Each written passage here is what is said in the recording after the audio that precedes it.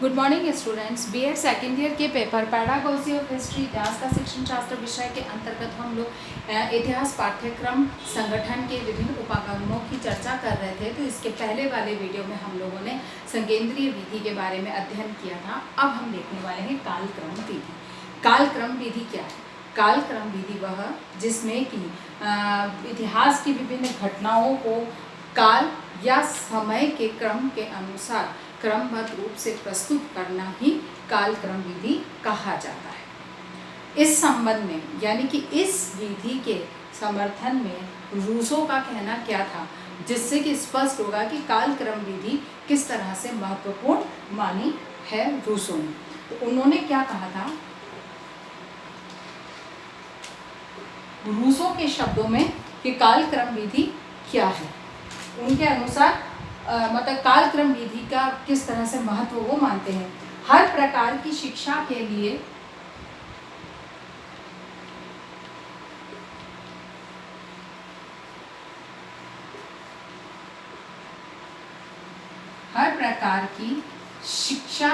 लिए एक विशिष्ट समय होता है। एक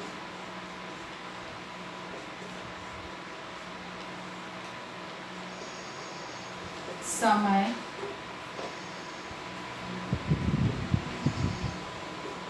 होता है जिसका विधिवत पालन करना चाहिए। जिसका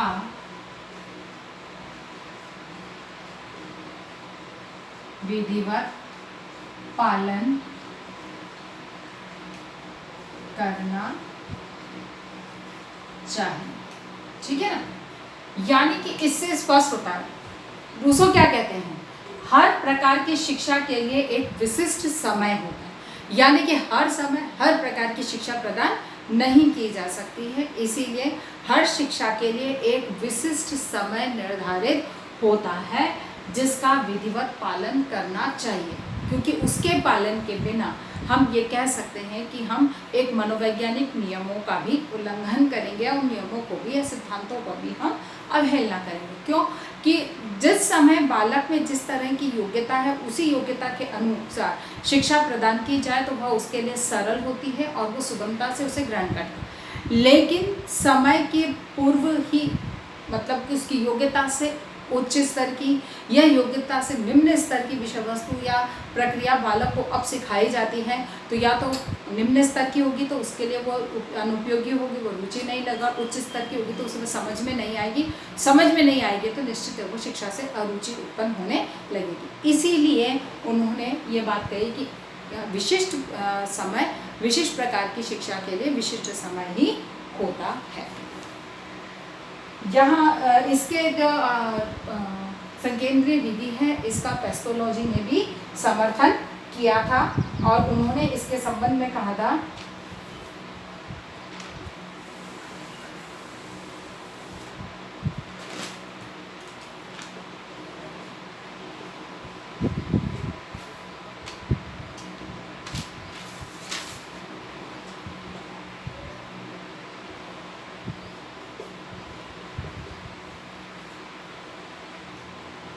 पेस्टोलॉजी ने कहा था संपूर्ण इतिहास को विभिन्न स्तरों में संपूर्ण इतिहास को विभिन्न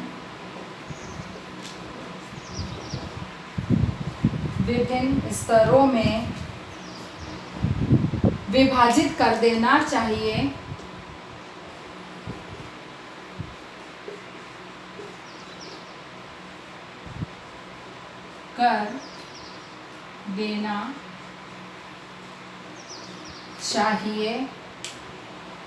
और प्रत्येक स्तर की पाठ्य वस्तु अलग अलग होनी चाहिए और प्रत्येक स्तर की पाठ्य वस्तु अलग अलग होनी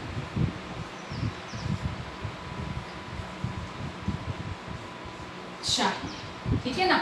अगर पेस्टोलॉजी, चूंकि इन्होंने कालक्रम विधि का समर्थन किया था, इसीलिए उनके किन बातों से लगता है कि उन्होंने कालक्रम विधि का समर्थन किया था, तो उनका क्या कहना था कि संपूर्ण इतिहास को विभिन्न स्तरों में विभाजित कर देना चाहिए, हर एक स्तर अपना अलग महत्व रखता है, इसीलिए उनको अलग अलग स्तरों में विभाजित कर देना चाहिए। प्रत्येक स्तर को पाठ्य वस्तु में अलग अलग होनी चाहिए। हर स्तर जो प्रत्येक स्तर की पाठ्य वस्तु अलग अलग होनी चाहिए, यानी कि एक ही पाठ्य वस्तु के अंदर सब कुछ सम्मिलित किया जाए, वो नहीं होना चाहिए। हर स्तर की पाठ्य वस्तु अलग अलग होनी चाहिए। इसीलिए कहा जाता है कि वे इसके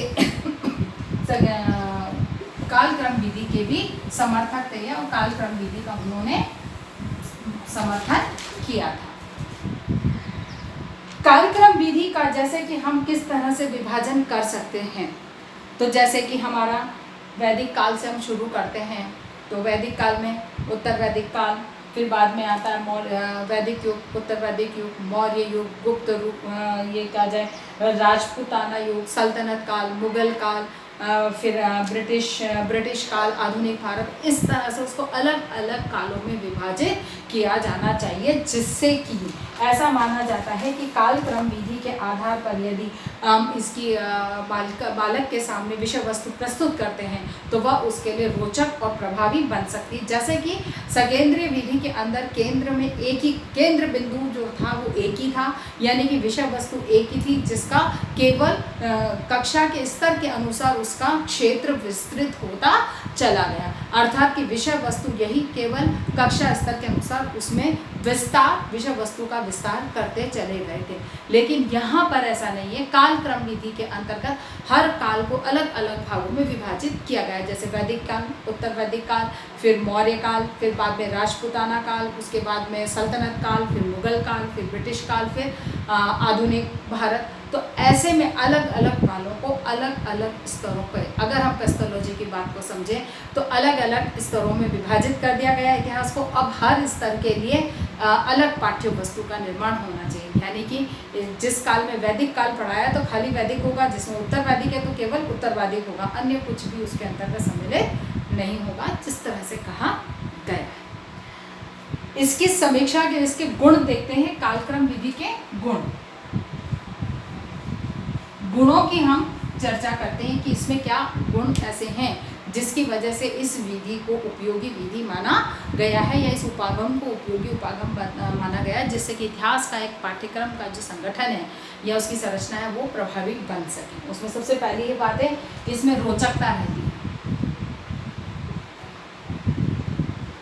रोचकता, क्योंकि हर बार एक नई विषय वस्तु बालक के सामने आती है, इसीलिए उसमें एक रोचकता बनी रहती है।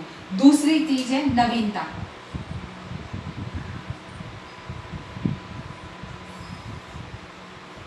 क्योंकि हर बार नई विषय वस्तु आती है तो उसमें नवीनता बनी रहती है। पहले की तरह संकेंद्रीय विधि की तरह एक ही चीज बार बार रिपीट नहीं होती, इसीलिए इसमें रोचकता बनी रहती है, नवीनता बनी, नई चीज रहती है। हर बार बालक के सामने एक नई विषय वस्तु आती है जो बालक के लिए रोचक स्थिति उत्पन्न करती है। फिर बाद में है कक्षा अनुशासन।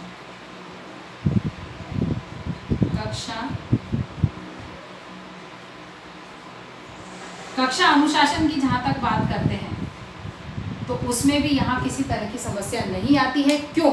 क्योंकि बालक के सामने एक नई विषय वस्तु आ रही है, एक नई जानकारी आ रही है, तो बालक का पूरा ध्यान उसी पर केंद्रित हो जाता है और वह अन्य बातों की तरफ ध्यान नहीं जाता। ऐसे में स्वतः ही अनुशासन की स्थिति उत्पन्न हो जाती है या बालक स्व अनुशासित हो जाता है। सकेंद्रीय विधि में यह समस्या रहती है क्योंकि उसमें एक ही चीज़ बार बार रिपीट हो रही है, तो बालक के लिए अरोचक स्थिति उत्पन्न होती है, जिससे कि अनुशासनहीनता बढ़ती है। इस अगली बात है विस्तृतता।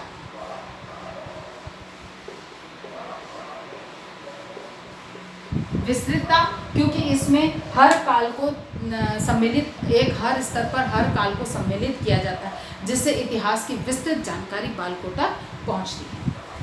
इसके दोषों की जहाँ तक बात करते हैं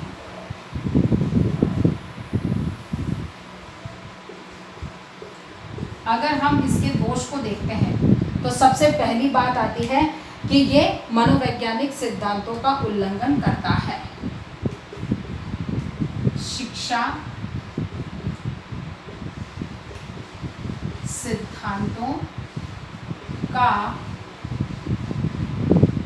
उल्लंघन, ठीक है ना, क्योंकि जैसे शिक्षा सिद्धांतों में कहा जाता है ज्ञात से अज्ञात, सरल से कठिन, तो इन सिद्धांतों का वहाँ पे अवहेलना होती है, क्योंकि ज्ञात से अज्ञात की ओर जाते हैं, ठीक है, और सरल से कठिन की ओर की बात आती है, तो ज्ञात से अज्ञात की तरफ आपस में तालमेल नहीं होता, तालमेल नहीं बन पाता, तो वो ज्ञात से अज्ञात की स्थिति नहीं बन पाती। सरल से कठिन की स्थिति जो होती वो नहीं बन पाती, क्योंकि यहाँ पर सरल क्या है कठिन क्या है वो कुछ पता नहीं है। पूर्व ज्ञान यहाँ पर होता है, जैसे उसमें नहीं होता लेकिन इसमें होता है, लेकिन वही बात है कि उस विषय से संबंधित, उससे संबंधित कोई पूर्व ज्ञान यहाँ पर नहीं होता। इसीलिए यहाँ कहा जाता है कि शिक्षा सिद्धांतों का कोई पालन नहीं होता है, ठीक है। फिर बाद में पुनरावृत्ति का अभाव।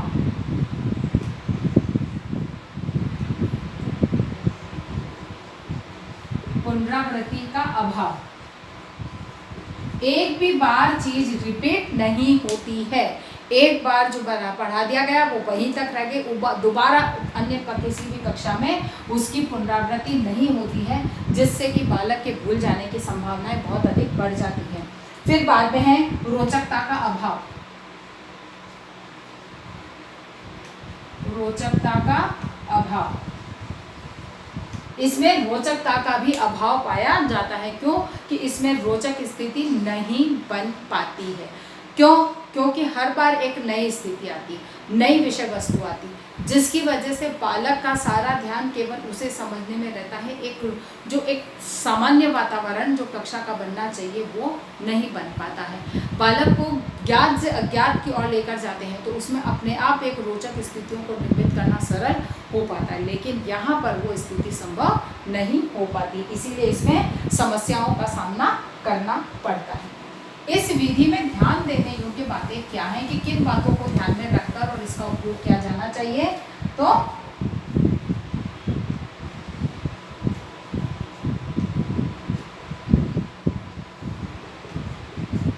ध्यान देने योग्य बातें, ठीक है ना।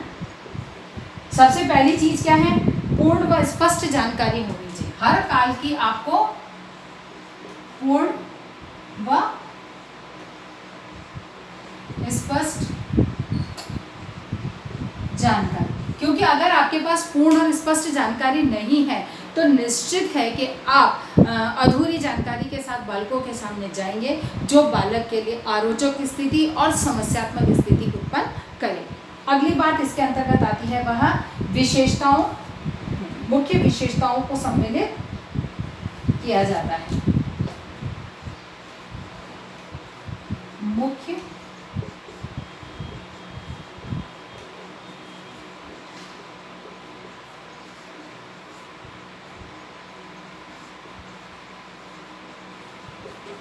मुख्य विशेषताओं को ही सम्मिलित किया जाता है, यानी कि प्रत्येक काल की संपूर्ण घटनाओं का उसमें कोई स्थान नहीं होता है, उसमें केवल मुख्य विशेषताओं को सम्मिलित किया जाए। क्योंकि अगर संपूर्ण को अगर उसमें सम्मिलित किया जाता है तो निश्चित है कि वहाँ पर बालक को समझना में दिक्कत होगी और कहना चाहिए कठिनाई स्तर बहुत अधिक ऊंचा हो जाएगा, बहुत बढ़ जाएगा। इसीलिए मुख्य घटनाएं जिन्होंने कि तात्कालिक इतिहास को और वर्तमान उसका प्रभाव अभी तक भी दिखा, या तात्कालिक इतिहास को प्रभावित किया हो, समाज को प्रभावित किया हो या इतिहास को प्रभावित किया हो, ऐसी विशिष्ट घटनाओं को ही या विशेषताओं को ही सम्मिलित किया जाना चाहिए, संपूर्ण को नहीं, ठीक है। प्रत्येक काल की मुख्य समस्याओं का चयन, प्रत्येक काल की मुख्य समस्याओं का चयन, यानी कि प्रत्येक काल की मुख्य समस्याओं का ही चयन होना चाहिए। ऐसा नहीं है कि सारी समस्याओं को ले लिया और उनके बारे में चर्चा करें, क्योंकि हर समस्या का आधार कोई ना कोई आपस में सम्मिलित होता है। हर कोई भी एक समस्या स्वतंत्र रूप से नहीं आती, उसका संबंध कहीं ना कहीं पूर्व से होता है, अन्य दूसरी समस्याओं से या घटनाओं से होता है। इसीलिए जो प्रमुख समस्याएं हैं उन्हीं का चयन किया जाना चाहिए, सभी का नहीं। और अंतिम बात है पूर्वाग्रहों रहित।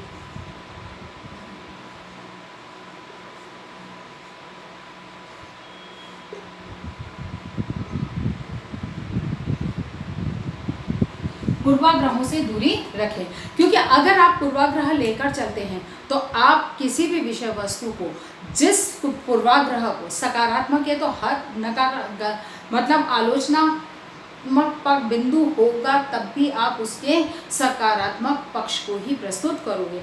और यदि आप किसी भी घटना के प्रति नकारात्मक चिंतन रखते हैं, विचार रखते हैं, तो कितनी भी उसमें खूबियाँ होंगी, लेकिन आप नकारात्मक बिंदुओं को ही सामने रखोगे। इसीलिए पूर्वाग्रह की स्थिति नहीं होनी चाहिए। पूर्वाग्रह की जो है उससे दूरी बनाए रखना बहुत अनिवार्य है, तभी यह विधि सफल और कारगर हो सकती है। आशा करती हूँ कि मेरी आज की बात समझ में आई होगी। इसी के आधार पर आपको प्रश्न करना है कि कालक्रम विधि को स्पष्ट कीजिए।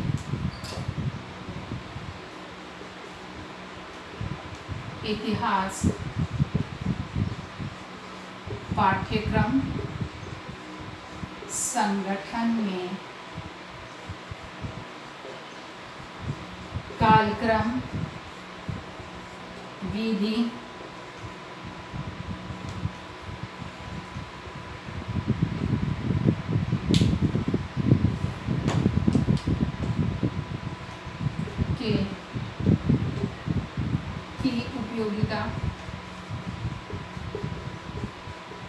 उपयोगिता को समझाइए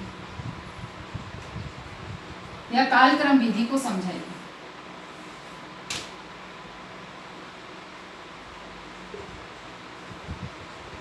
ठीक है, अपनी बात को समाप्त करने से पहले कोविड-19 की इस महामारी के दौर में अपने आप को सुरक्षित रखें, घर से बाहर ना निकलें, और अगर निकलना पड़ता है तो मुंह पर मास्क लगाएं, सोशल डिस्टेंसिंग का पालन करें और अपने हाथों को सैनिटाइज करते रहें। स्वस्थ रहें, सुरक्षित रहें। धन्यवाद।